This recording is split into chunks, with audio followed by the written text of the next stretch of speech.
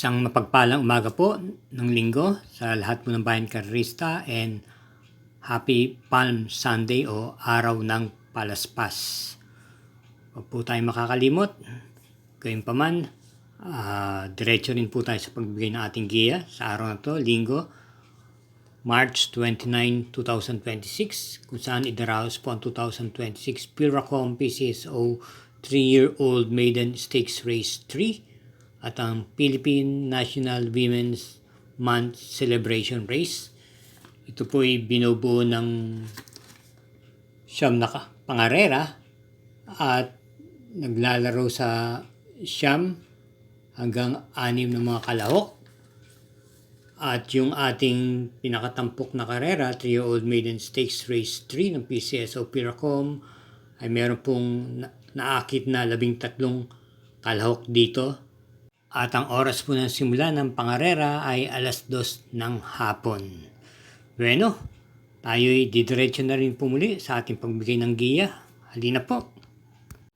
Karera numero 1, start po ng first winner take all, races 1 to 7, distance 1,400 meters. Ito po ay isang class 5, 17 to 41 group split at may 6 na kalahok lamang po tayo dito. Pampremera po natin dito yung numero 3, Bisyo Magserbisyo. Nararendahan po ni JL Paano na buenas din po. Ito po ay may takbong naiuna at pwede pong i-pacing. Huwag lang po ito susumpungin ng kanyang bisyo. Malaki po ang panalo nito rito. Bilang panigundo naman po natin dito yung numero 4, G's Favorite. Nararendahan po ni JL Lazaro. Kaya muli, ang pili po natin dito sa karera numero 1, pampremera, numero 3, panigundo, numero 4. Karera numero 2, ito po ay start ng first pick 5, races 2 to 6, distance 1,400 meters with Super 6. Ito po ang big event, 2026 Pilracom PCSO 3-year-old maiden stakes race 3 at meron po tayo ditong 13 kalahok. Isang couple, yung numero 1. Ating pong pampremera rito, base sa kanilang mga trial race, ay yung numero 11, Siling Labuyo, na papanubayan po ni A.R. Villegas. Last March 14, sa trial race, dumating po siya ng segundo pwesto lamang po kay Mountain Road. A.R. Villegas po ang nagdala at may tempo siyang 127.2. Bilang panigundo naman po natin dito yung couple entries numero 1 Final Gambit Bermuda Triangle na nanalo po sa kanilang trial race yung March 14. First and second po dumating sa meta. Nagtempo ng 1 minute and 28.4 si Bermuda Triangle at si Final Gambit ay 1 minute and 28.4 din po. At bilang panersera po natin dito, yung numero 9 Just Super ni PM Cabalejo, may tempo na pong 128.8 kung saan na-tersera po siya noong March 14 sa trial race na pinangunahan po ni Bermuda Triangle. Kaya para rito sa karera numero 2, ang ating pong pili, pampremera numero 11, panigundo yung couple entries numero 1 at panersera yung numero 9. Karera numero 3, start po ng second winner take all, races 3 to 9, distance 1,400 meters. Isang class 5, 17 to 41 group split. Meron lamang po tayong 6 na kalahok dito. Bilang pampremera po natin dito yung nagbabalik pistang numero 1 M, Butterfly. Ito'y gamay po ni NC Lunar. May taglay pong tuling to at may itatagal po to sa harapan. Base sa pagkakagrupo dito, wala naman po akong makita ritong matuling-tuling kundi siya lamang. Kaya baka makasolo eri po ito. At bilang panigundo po natin dito yung malamang malimadong numero 6, Ano 96 na may taglay pong remate. Nung last February 21, dumating lamang po ito ng pang-5 pwesto sa karerang pinalunan po ni My Boy Lollipop. At una pa rito, nung February 8 na tersera pwesto naman po ito kay Malibu Princess. Kaya muli, para rito sa karera ng numero 3, ang pili po natin, pampremera yung kalahok numero 1 at panigunda yung kalahok numero 6. Karera numero 4, May distansyang 1,400 meters, isang class 4, group 42 to 56 split. Start ng peak 6, races 4 to 9. Meron lamang po tayong lilimang kalahok dito. Pampremera po natin dito yung number 4 Batang Kangkalu. Gamay na gamay po ito ni JT Pabilik. At ito po isang derimate at sa tingin ko wala namang magiging problema sa kanya itong distansyang to, 1,400 meters. Ito po may malakas pong bulusok pag sapit po ng diretsahan hanggang sa meta. May kabigatan din naman po ang kanyang nakakasagupa. Kung ating babalikan yung mga nagdaan takbo niya, mas matataas pong grupo compare rito.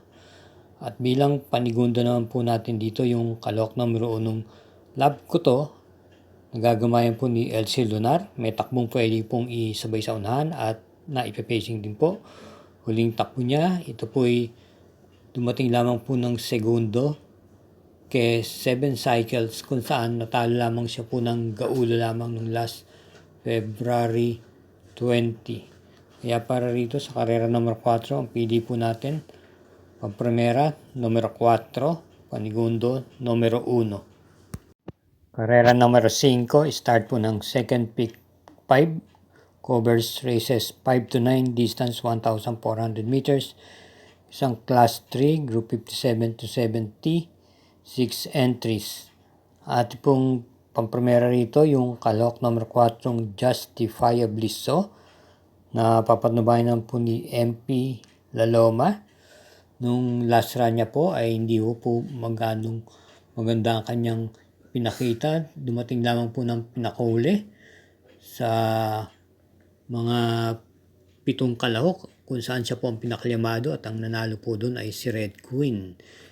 Pero kung ating babalikan yung isa niyang takbo noong February 15, ito'y dumating po ng segunda pwesto kay Quencio.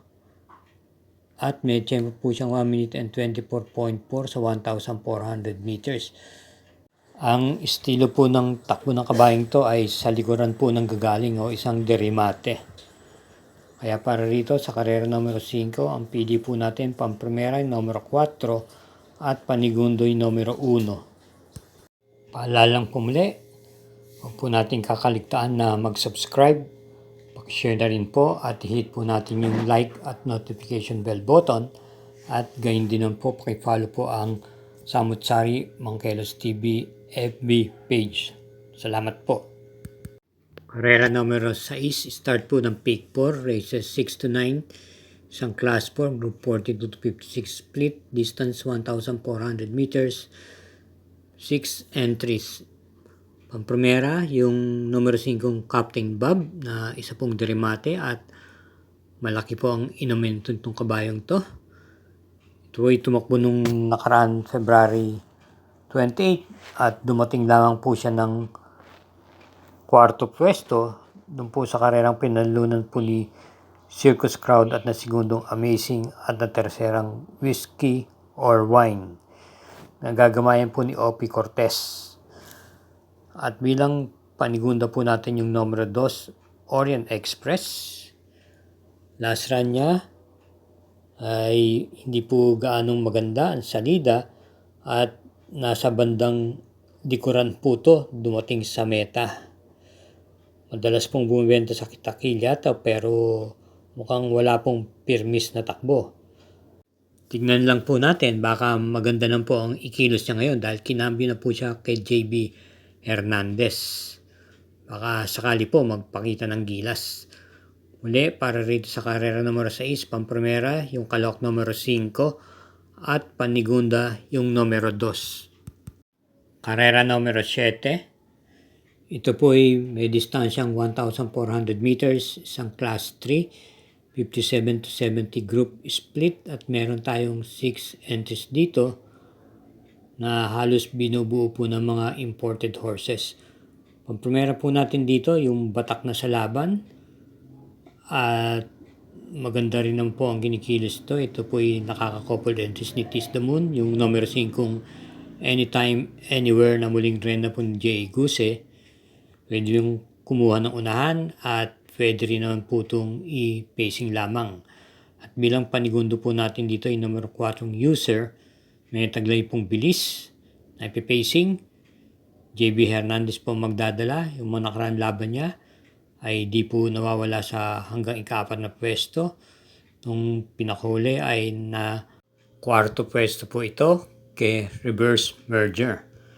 At nung mga unang araw ng Pebrero, ito po yung may takbo kung saan na tersera pwesto naman po siya kay Hole in One.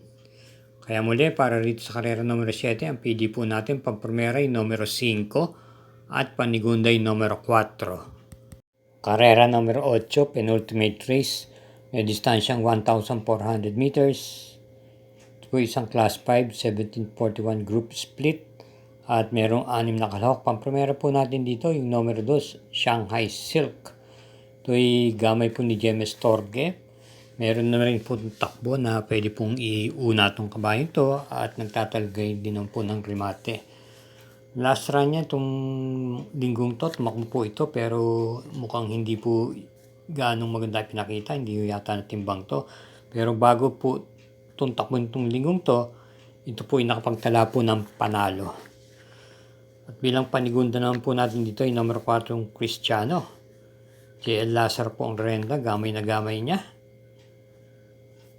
Kaya para rito sa karera numero 8, ang ating pong pili, pampremera yung numero 2 at panigundo yung numero 4. Karera numero 9, last daily double. Para tingnan po ito ng winner take all, second set.